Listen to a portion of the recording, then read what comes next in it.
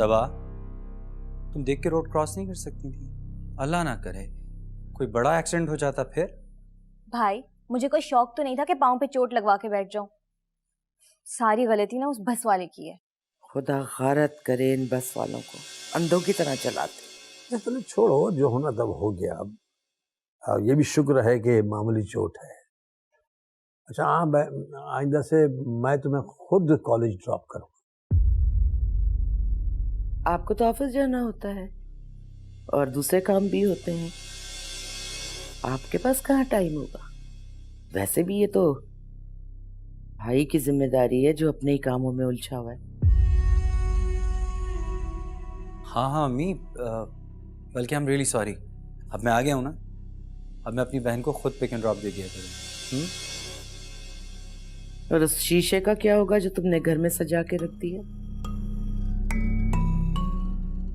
अम्मी, उसके लिए मैं आपको पहले ही बता चुका हूँ कि मैं भी तुम्हें एक बात बता दूं कि मैं उससे ज्यादा देर इस घर में बर्दाश्त नहीं करूंगी।